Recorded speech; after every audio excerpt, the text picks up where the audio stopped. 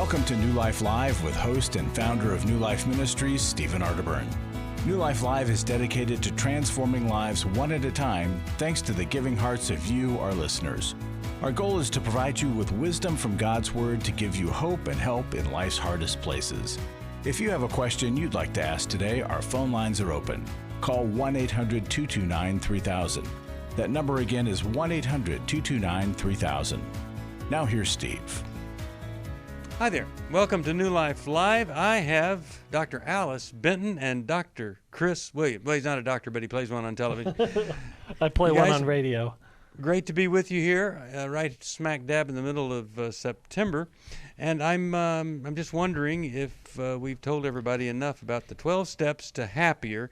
It's our Life Recovery Conference on October number 3. And Chris, what are you going to be speaking on?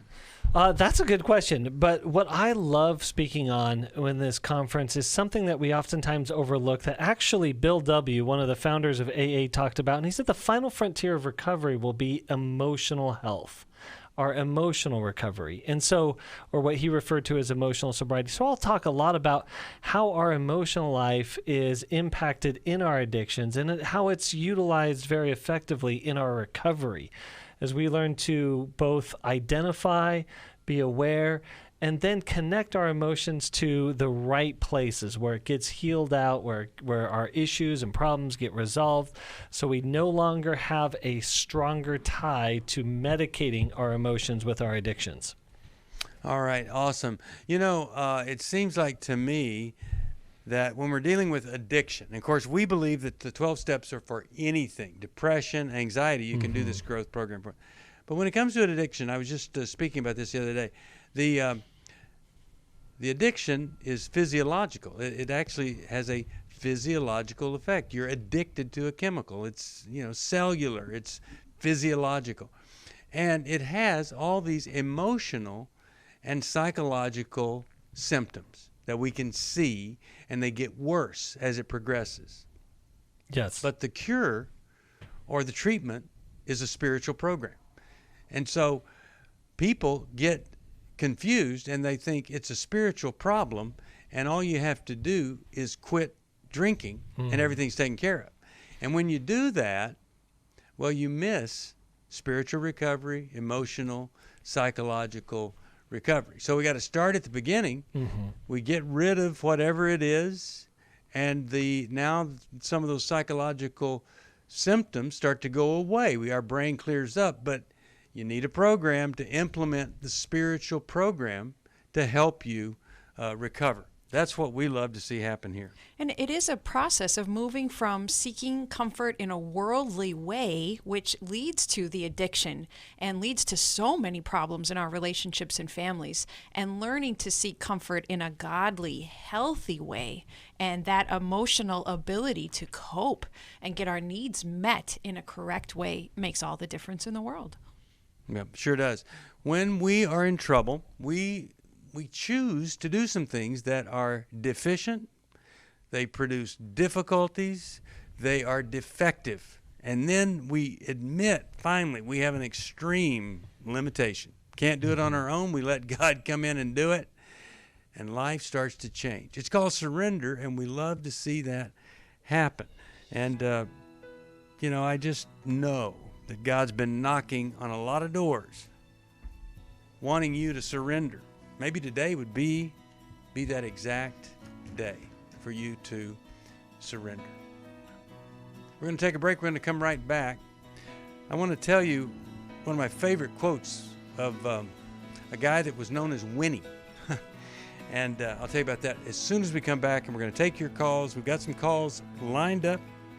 5 people want to talk to us already. So 1-800-229-3000 if you're watching right now on Facebook Live. Yeah, you can be. And by the way, if you ever want to get the best day of help, best bargain ever, come be part of one of our intensives, including December 5th, Brains, Boundaries, Battles, and the Bible. We'll be back. I came into this thinking that my husband was the cause of many of our issues. The New Life Intimacy and Marriage Workshop will be held online Saturday, October 24th. But after learning about our attachment styles, I understood how our past hurts were playing into our present problems.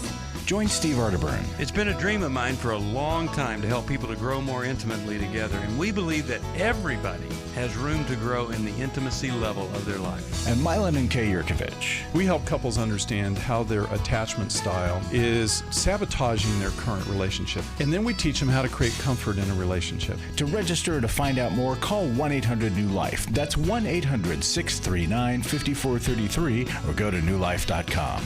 Here at this workshop, we had our first ever conversation without yelling, blaming, and accusing.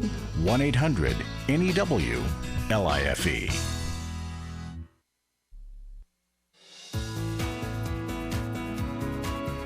To find out more information about New Life or to order any of the resources mentioned on today's program, call 1-800-NEW-LIFE. Now back to New Life Live.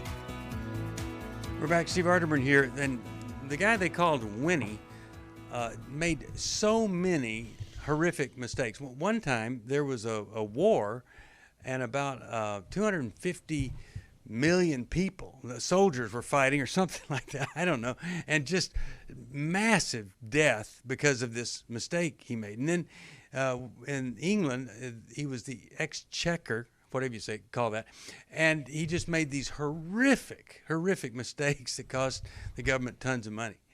Well, they called him Winnie. His name was Winston Churchill. And after failure, of course, he's the one that inspired all of England to stand up to the Nazis. And here is this great quote. He says, "Success is going from failure to failure without losing enthusiasm." Wow. I just think that's great. that is a great quote. Because, a lot of people give up after one failure, and it's just right before a great success that could come in. All right, 1-800-229-3000, 1-800-NEW-LIFE if you need some help here. And let's go to, how about we talk with, I believe this is going to be Elizabeth, Dallas, Texas, listening on a podcast. How are you? Hi there. Thank Hi. you for taking my call. Sure. How can we help? Okay. Yeah, okay. Well, so my initial question is about my daughter. She's 15. She'll be 16 very soon. And she struggles with anxiety, and she's on a downward spiral at this point. And she has harmed herself physically. I believe it is for attention and manipulation. She is an attention seeker. And I have looked into several rehabilitation programs for her. There are boarding schools, good rehab boarding schools and whatnot out there. They are not inexpensive, to say the least. Sure. And we are doing things for her, but not sure at this point exactly what needs to happen, because the anxiety attacks are getting closer and closer together, and she'll lock herself in a small bathroom, and we're not sure if she's safe, and it's disruptive to the rest of the family, yet we want to support her. Okay. So you want us to tell you what to do? Is that right?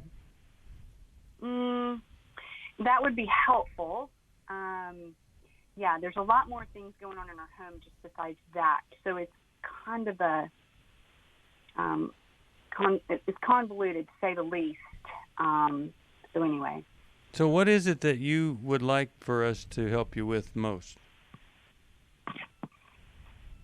Well, I'd love for you to tell me whether what she's doing is manipulation, or whether she potentially really will hurt herself. Mm-hmm. What has she done? I don't know. What has she done already? Okay. She's in 10th grade now. When she was in 6th grade, she did do some cutting. She's not done that since then. It was probably about a month of that. And then recently we caught her sneaking out of the house for the second time. and she had a very sharp knife sitting on her bed when she did come home. Okay, let me jump in. Let me jump in. It may feel like manipulation, but you're right. Your daughter is attention seeking. And the attention that she's seeking is see my pain. Okay. See my hurt. Now, it could be really see my fear, see my confusion, see all of these things. She has a ton of these really intolerable emotions and experiences going on inside of her that she doesn't know what to do with. Cutting is actually a form of relieving that pain. That may sound contradictory, but that's exactly what's going on. So 100% believe that. the more that her core pain and fears and hurts are ignored, the more dangerous the behavior will get. And so you take the behavior as a form of communication. But if she's manipulating, and it can be, it can feel very manipulative relationally, but what we want to get to is the help, because she is in a very, very critical condition right now. Right. And so her behavior is spinning out of control. So I would recommend, because these things, our suicide rates right now are really indicating that, like, people are taking this to more and more extremes, and it's happening younger and younger and younger. And so getting her the help that she needs so she can start identifying and working through the pain that she's experiencing on the inside of her body, in the part where she feels, is critically important, even life-saving. Elizabeth, what is the worst thing you know your daughter has been through?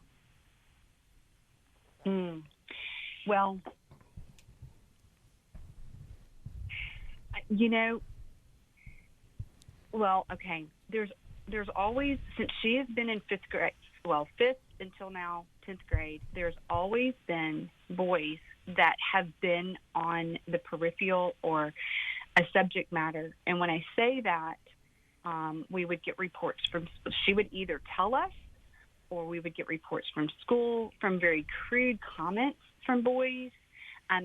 Very crude. In 6th grade, I removed her from his school at the very last of the school year. There was only 2 weeks left because of a conflict that she and a boy got into, and I did not feel her being safe in that school anymore. But it is just, and now having snuck out twice with this guy, then I learned that there's actual things that are going on, sexual behavior that is going on with him. I'm like, Elizabeth, I think that there may be more trauma that you're unaware of. And I'm going to speak very frankly to you, and this is going to be hard to hear. Okay. Sister, No, I think I would like to hear you have a dangerous attitude. You are minimizing, yes, I think you're minimizing your daughter's pain, and you're trying to brush it off as manipulative, even though I agree there can be a manipulative component. But I do not believe you're really validating. I think your daughter's in a world of internal pain. She is doing some unacceptable, dangerous things, sexual behavior, sneaking out. That's unacceptable. Recognizing her pain does not mean tolerating or turning a blind eye to these bad, unhealthy behaviors she's engaging in. But I think she is experiencing you minimizing her pain or brushing it off. Okay. And I'm not 100% sure that there has not been something that started this path of boys, for lack of a better term. Like, I don't know that there is something that maybe happened. You're right to wonder about that. I would wonder about a too early sexual experience that opened this door. Yes. And so what I'd ask you to do is go to your daughter to say, I don't know if I've been taking your pain seriously enough. I think I've been missing you. And I need to step right into this with you. And so I'm making an appointment for us to see a therapist so that you can start to tell your story, so that you can get safe with a therapist, and so I can learn to be a safer, emotionally safer mother to you. We're still going to work on this stuff. I'm not going to tolerate you sneaking out of the house. We're still going to work on this, but I have been missing you and what you're going through. Right. And so, Elizabeth, I'm going to give you a quick mantra based on what Alice is telling you. Connect before you correct. Okay. Connection is greater right now. Connection is greater than correction, because that connection is actually going to tell you exactly what you need to do. Because when we get scared of our children's behavior and we just correct it without connecting, oftentimes we're fixing the wrong problem. Okay. Okay. Yeah, that's good. Well, and okay. You know, I said to my daughter, Amelia, I said, look, I know what you're going through. I was your age once. I was 16. She's 11.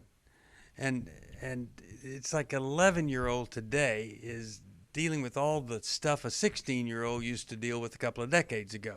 And a 15-year-old, it's like what you used to think and feel and experience when you started out in your 20s. And I think we get fooled into thinking, well, this couldn't be or whatever. But I think here's another little mantra. Rather than get furious, you get curious. And you really delve into listening, asking, and hoping that you can have a connection. I would also say not only is cutting a relief, but it's a sign of disconnection. And so you feel connected with yourself because you feel that pain, and then you cut. But sometimes the connection with another person can interfere or intervene with that. Really glad you called, and I'm going to send you Take Your Life Back. And I would just hope you guys could have some discussion time over that book. And man, so hard, because as we were saying, we were acknowledging, that it is manipulation, but you can't just write it off as that. I was looking at some research about the rates of suicidal thoughts, struggles, plans, attempts, and even completions. And the numbers are higher, especially for adolescents through young adults. They're higher than they have been in years. And a part of it is the ubiquitous screen time. A part of it's lack of sleep, cyberbullying, all these things that are going on. But the population that's at the highest risk to attempt suicide right now are young Caucasian females in wealthier families. And I was surprised by that combination. It's amazing. Well, all right. So if you're one of those folks with one of those at high risk, dig in here. Let's go to Kay, Fort Worth, Texas. KWRD is the station. Hi there. How are you? I'm okay. Thank you for asking. Sure. I'm calling today. I have a couple of questions. I caught my husband looking at women online. It wasn't just pornography. It was on a site where there were actual names and people. And so he was looking at their breasts. I confronted him. We talked about it for a weekend, and it was never talked about again until last week. We've had some boundary issues with his oldest daughter, and we had talked about it. What does that mean? She's in town What does that mean? She's very intrusive. Her whole family knows this. He told me about it after we got married. But she didn't want to meet me. She didn't like me. Brother. And she's done I'll tell her, we can't do that. It's our anniversary. And she'll manipulate it like, it's an emergency. I have to drop the girls off. And then I'm the one that ends up taking care of her kids. It's just stuff like that going into my room. Okay, so what's the question for us then? This is really a sad situation for you. Well, last week when I blew up, it was because my husband didn't tell his daughter I have this boundary. And she believes that I asked him to stick up, to pick one of the two, which isn't true. And at that point, I lost my temper. I yelled at him and told him that I wanted a divorce. Since then, I have said, I'm sorry. I will get anger management counseling. I said, but we need to go to this seminar with Focus on the Family. Please, let's give it 3 months. So my question is, I'm tired of pushing. If he doesn't seek this out and we still have the same issues, do I have a biblical ground for divorce? If he divorces me because I've told him I wouldn't file, if he divorces me, am I absolved from that marriage because he was looking at pornography, which I don't really know if he's still or not doing? Well, you got two different questions here. One is, if he files for divorce and finishes the divorce, you don't have any choice. He's divorced you, right? Yeah. Even though you brought it up first, he's completing the process there. But I'm gonna see what Chris and Alice say, to the question, we'll go to it right after this break, of if somebody is unfaithful and they're absolutely using pornography, they're addicted to it, and you ask them to get help and they don't do it, is that grounds for divorce? We'll talk about that right after this. You're listening to New Life Live. If you need some help, it's 1-800-NEW-LIFE. There's some great resources. A gift of any amount will send you a copy of the 12 Gifts of Life Recovery. Things like peace, that's a gift that you get to experience. And a sense of love that maybe you've never, ever experienced divine love before. Maybe you've never even been in one redemptive relationship all your life. This little book will help you understand the upside of recovery. After I found the pornography on the internet, I said you either get help or I have to leave this household. Every day, thousands of women discover their husband is struggling with sexual integrity. And since shelter-in-place orders have gone into effect, traffic to porn sites has skyrocketed. New Life's Every Man's Battle workshop can help. I believed that I could do it on my own. I just believed if I tried hard enough and pulled myself up hard enough by my bootstraps, I could do it. It was a battle that I'd had all my life. I had to get help. The Every Man's Battle workshop can be a trip to the sexual addiction emergency room. During this time of social distancing, the Every Man's Battle workshop will be held online Saturday, September 12th. Find sexual integrity, accountability, and connection. Register now to reserve a place at the Every Man's Battle online workshop. Call 1-800-NEW-LIFE. The single most helpful thing was to realize that I wasn't the weirdest guy on the planet. Call 1-800-NEW-LIFE. 1-800-NEWLIFE. Hi, this is Steve Arterburn, and for 30 years, New Life has been the most trusted name in Christian counseling. Your ministry has saved my life. If you struggle with emotional hurt, family or marriage problems, the pit of depression, or the pain of addictions, we can help. I'm down 100 pounds now from what I was. You guys are awesome. You're a blessing to America. Our treatment programs provide clinically appropriate solutions from licensed professionals, all in a biblical framework. I have had problems with alcohol. I think God has ordained this place to be His. You don't have to be a prisoner of your pain. Help is available at 1-800-NEW-LIFE. She tells me that I'm a new man, and I feel like a new man. It worked for me, and it can work for them too. This time it is different. If you're ready to take the first step toward genuine spiritual and emotional healing, please call us today at 1-800-NEW-LIFE. God can open the door to a better tomorrow right now. Call 1-800-NEW-LIFE. That's 1-800-639-5433.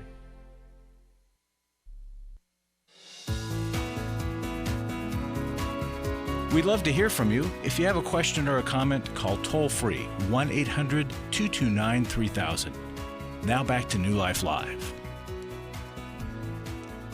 We're back. Glad you're with us here today. Talking to Kay. Husband is just not responding very well to a daughter that kind of takes over, doesn't have good boundaries, and husband doesn't enforce them. Husband on pornography. And not responding. Chris, your thoughts here about where Kay is. Kay, does your marriage feel out of control? Gosh, yes. Okay. I feel like... Do you feel out of control? I know I have anger issues. Yeah. Yeah, I'm angry at this. I feel like I'm constantly pushing to just say, hey, honey, it's just a boundary. I don't mind if she stays for a week, but she can't stay all the time. And underneath that anger is a hurt. Very much so. Yes, that he is choosing all of these other things rather than you. That is exactly it. Yeah. And what he doesn't see, let me just throw this in. What he doesn't see is that his daughter is guilty of putting him in a place where she wants him to have to make a decision between the two of you. She sets it up that way. And so this sweetheart daughter of his, he's got to start to see her in a different light. Most mature daughters wouldn't do this. And Chris, Steve, I would take that a step further, is that he's putting himself in a position where he, as you mentioned, Kay, he doesn't have proper boundaries. Yeah. His relational boundaries around his daughter, but also around himself. And so there's this huge elephant in the room, and that is his wandering eye, his use of whether it be pornography or attention or connection to sexualizing other women. There are some serious issues there, and the more that you get angry, the more that he withdraws, and especially since he's an avoider, and most likely it might be a vacillator with that anger there. And so being able to address the problems in a way that feels safe is critically important. And that's where you guys have to understand your attachment styles that's addressed in How We Love, coming to a workshop like Intimacy in Marriage. And that because you guys are circling the mountain around the same issues, though it seems like a different issue all the time, it actually has the same theme. As one of the lines I'm borrowing, history doesn't repeat itself, but it certainly rhymes. And so you guys are rhyming around the same issue of that disconnection, the fear, and the lack of ability to really move into the relationship, and you're moving away from it. And so before we get to divorce, I would love for you guys to get into the work of how do we connect more authentically. How do we work through our hurts and our pains and our fears so that we can build a marriage that we intended to, instead of feeling the pain of a marriage we didn't intend to have? Kay, I'm going to take a guess at your anger. I wonder if you try to suppress it to avoid some of those difficult conversations that you are able to have at times, but then you come to a place where your anger explodes. And I also wonder if in your home growing up, you had a very angry parent and then you had a quieter, avoiding parent. Does any of that fit for you? Oh, it all applies. As I screamed at him for the last time, I thought, I'm not yelling at him anymore. I'm yelling at myself for keep putting up with this. And yes, my mother was the angry one. My father was the quiet one. And the last caller that y'all took, I was that little girl. And there was sexual abuse. And so it's very important for me to have boundaries. So sad. I've done a lot of work on boundaries. Yeah. So, Kay, I think you don't have enough anger. And by that, I mean you have a lot of reasons to be righteously angry, but then not sin in your anger. And I think your work is finding that balance of being able to express the anger of the abuse that you have gone through, both in your marriage and with your stepdaughter, but then also to learn how to be assertive and to keep those conversations going without sinning in your anger. I worry about you when I hear there was one conversation about porn and then some amount of time passed and he didn't bring it up, but I think you didn't bring it up either. And when you're silent for too long, then the anger is too much to bear and you explode and you regret what you did in your anger. I have brought it up 3 or 4 times, asking him, Sam, are you doing this? And his response is, well, I don't know why you keep bringing up that every week. And I know why I keep bringing it up, because I know we haven't dealt with it. Yes, yeah. He's embarrassed and ashamed. Sure. So it leads me to think, I've actually thought about putting cameras up and thought, if I'm to that point, then there's just no trust. Yeah. Kay, I think you might be focusing too much on his behavior that you can't control. And of course, it's a humongous problem that could destroy the marriage. But I think you will benefit more from taking a deeper focus at you and how you handle your anger and all the trauma that you have been through. Because by doing that work with a therapist, you'll be strengthened in your ability to respond to whatever your husband does without reacting, because you can't push him into getting help if he's refusing to do it. But you can keep getting the help that you need to then be able to eventually make a clear decision of whether or not you should accept a divorce, pursue the divorce yourself, depending on what he decides to do. All right, I hope that is, I hope that's helpful to you. Let me send you a copy of How We Love, and I think that's going to give you some insight here into him and you. Sorry about the way you were raised and the abuse that was there. This is New Life Live, and we'll take a break. We'll come right back. Help is there at 1-800-NEW-LIFE. People are wanting to help you at 1-800-NEW-LIFE. So please call. A book, some kind of resource, a counselor, an intensive. It's all there for you.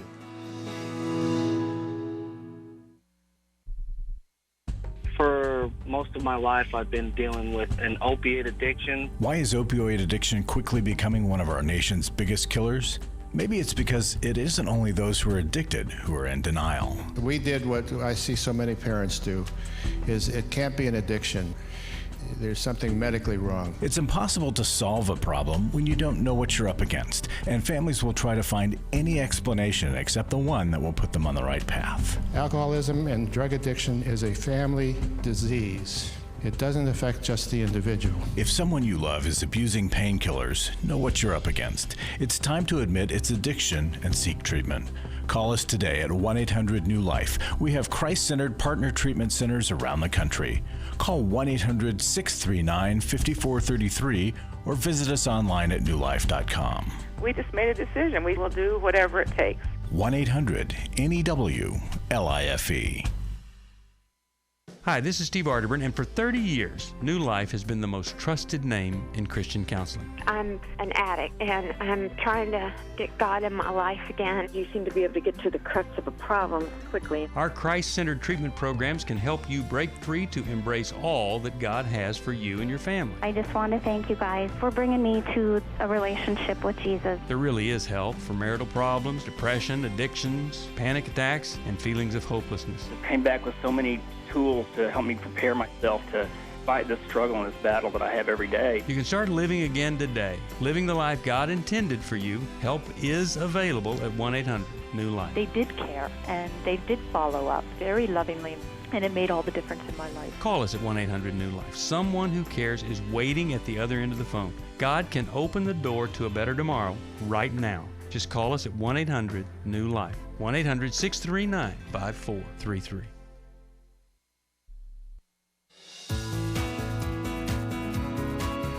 We're glad you joined us for New Life Live.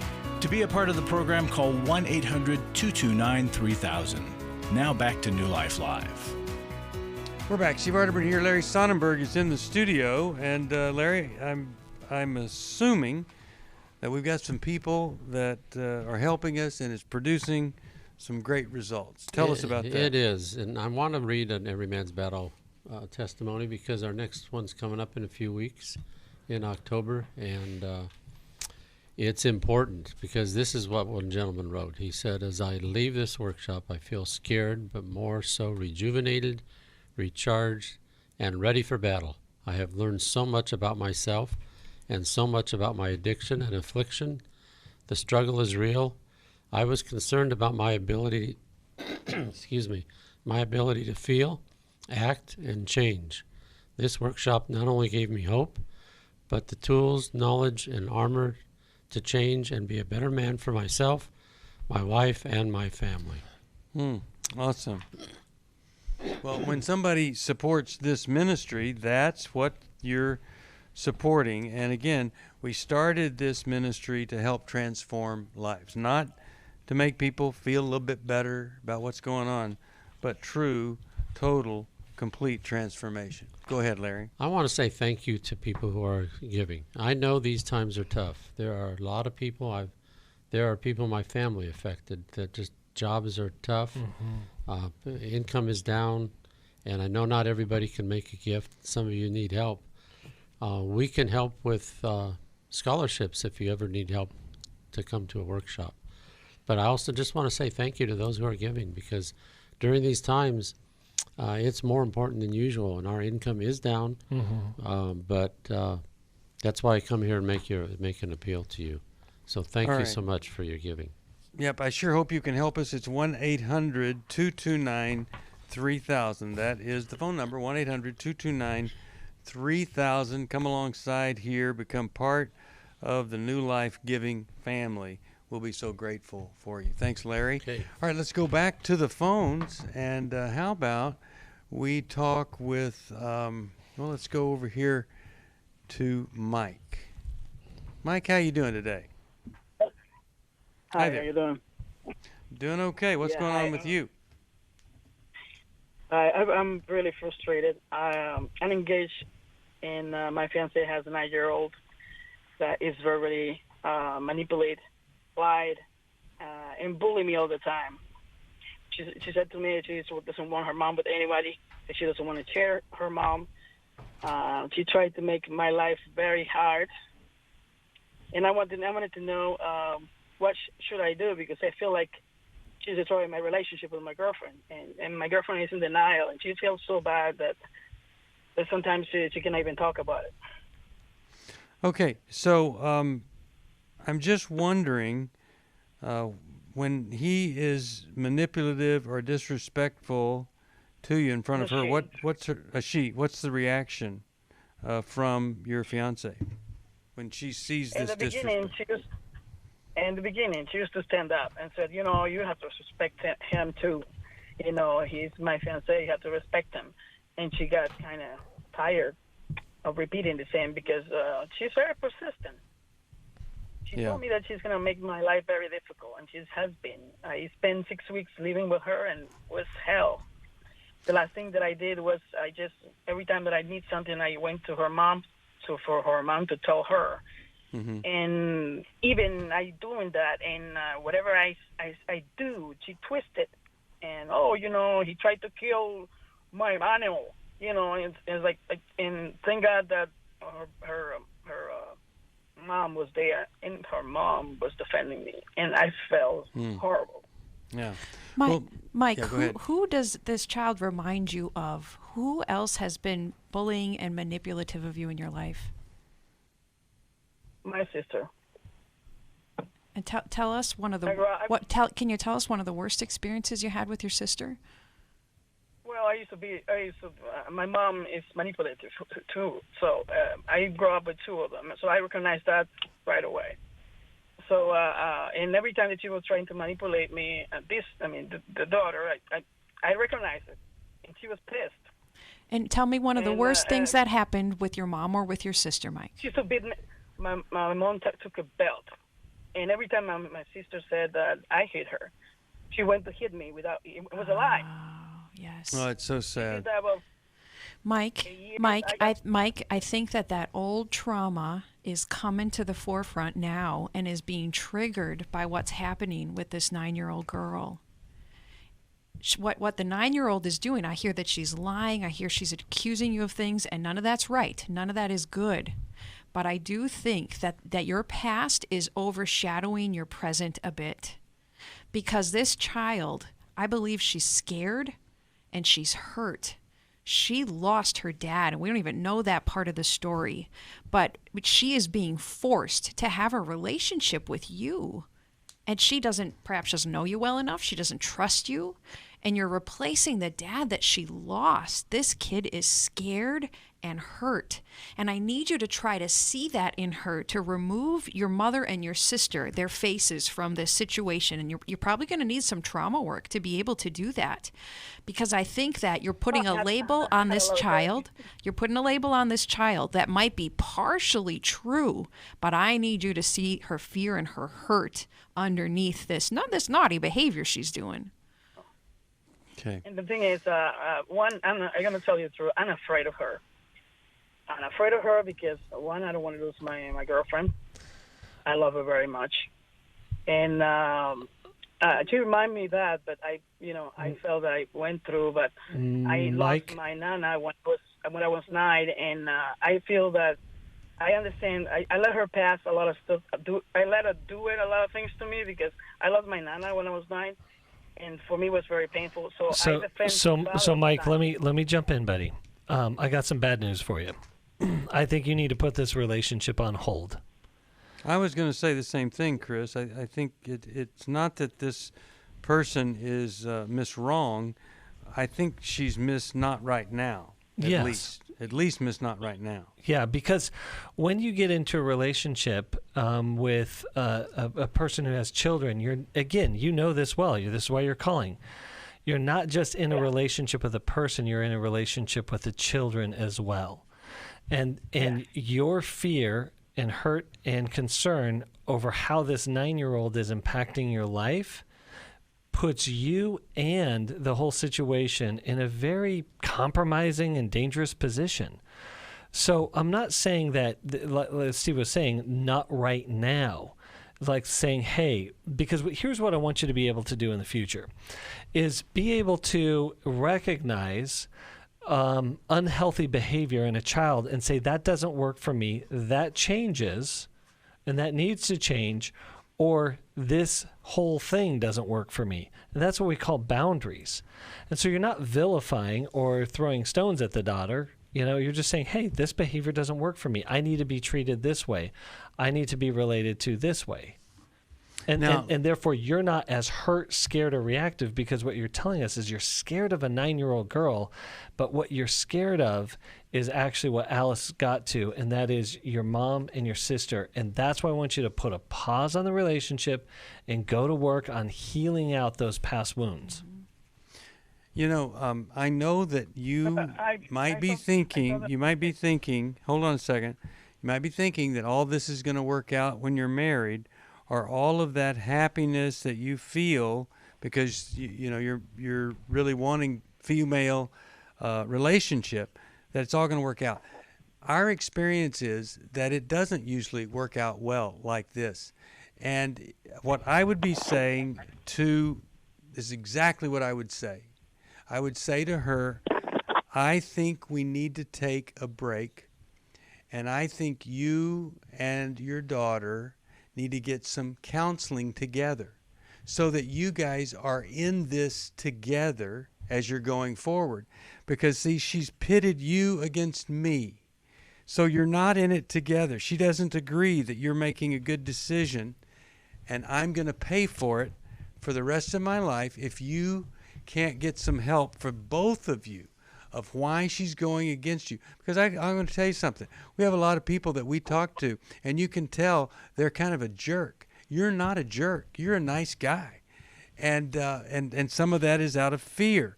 But if there was anybody a 9-year-old could connect with, it would be you. Alice, what are you thinking here? Mike, I got to add something else difficult, and we're doing this because we care about you.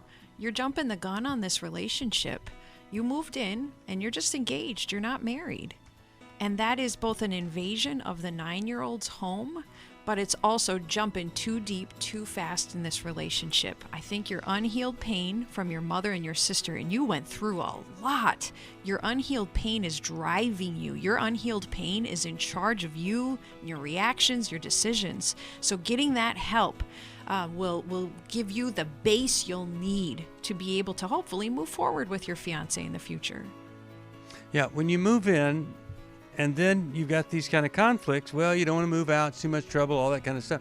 You slide into marriage rather than decide to get into marriage because you're so connected and bound. We'll be back. We knew our marriage was broken, but we didn't know how to fix it. The New Life Intimacy and Marriage Workshop will be held online Saturday, October 24th. It has transformed our lives, our marriage. You have reached our home. You have helped transform our lives. Join Steve Arterburn. It's been a dream of mine for a long time to help people to grow more intimately together, and we believe that everybody has room to grow in the intimacy level of their life. And Milan and Kay Yurkovich. We help couples understand how their attachment style is sabotaging their current relationship. And then we teach them how to create comfort in a relationship. To register or to find out more, call 1-800-NEW-LIFE. That's 1-800-639-5433 or go to newlife.com.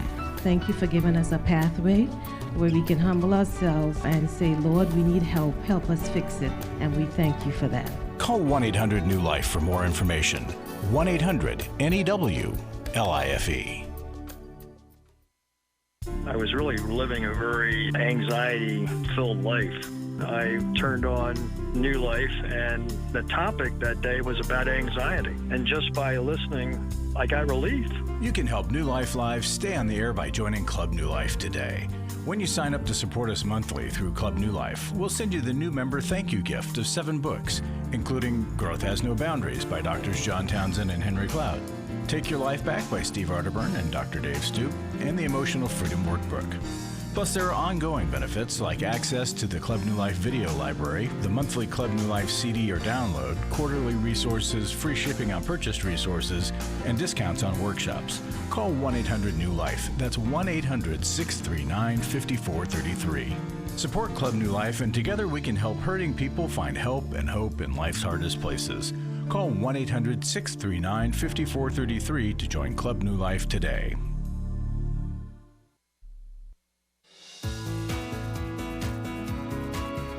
To find out more information about New Life or to order any of the resources mentioned on today's program, call 1-800-NEW-LIFE. Now back to New Life Live. We're back, and our next caller here is Christy, Philadelphia, Pennsylvania, WBYN. Hi, Christy. How are you? I'm fine. What's going on? I have a son in his 20s who is struggling with pornography, and he has asked to get some help. That's wonderful. I considered I'm proud of him for that. I considered the Every Man's Battle. However, he is learning disabled. He's autistic. He's multiple diagnosis and issues. He's adopted. He is on meds for bipolar or schizophrenia. So I don't know if he could even maintain attention to go through the online on the 12th. Yeah. I'm wondering what would be a good alternative approach to this. Well, here's what I think. I think you ought to try it. I think you should try it and see, because it might be so fascinating and kind of a relief to hear other people talk about this that he might find it within himself some resource and reserve to pay attention, or maybe it's half he pays attention, but I have to believe if anything could help him, it would be that, if he was on his medication. And what do you think, Chris? You think that's a good way, or you think there's another path he could take? Yeah, I do. I agree with Steve. I think see what he can pay attention to, what he can tolerate in the process. I think one of the most important things that with him struggling as much as he does, he probably feels very alone in the world. And sort of that shame of like, I am uniquely broken, I am uniquely, defective, actually drives the need to control connection and sexuality, which drives the pornography. So him being with other men and other guys and hearing their stories, I think could be really, really helpful. In addition to that, I would get him into a therapist who specializes in sexual addiction recovery, often known as, the letters behind that name would be CSAT, C-S-A-T. But that can devise a plan for him. He's going to need a lot of controls and boundaries around technology and access to technology. And then he is going to need support in being able to talk about his feelings, talk about his hurts, his pains, his fears, because there's a lot of chaos going on inside of him that the pornography will help calm or distract him from that chaos. And so he needs to find other coping mechanisms to help what's going on inside of him. And we've got, when you sign up, you get these 4 follow-up sessions, and sometimes somebody, for whatever reason, they're not connected in on the day of the event, and then everything changes in the 4 sessions afterwards. So I don't know. I just think you ought to try, and let me put you on hold and talk with them a little bit about this, and maybe there's something you can work out that if it doesn't work, but I really think it's your best bet. I don't know of an alternative that would be better.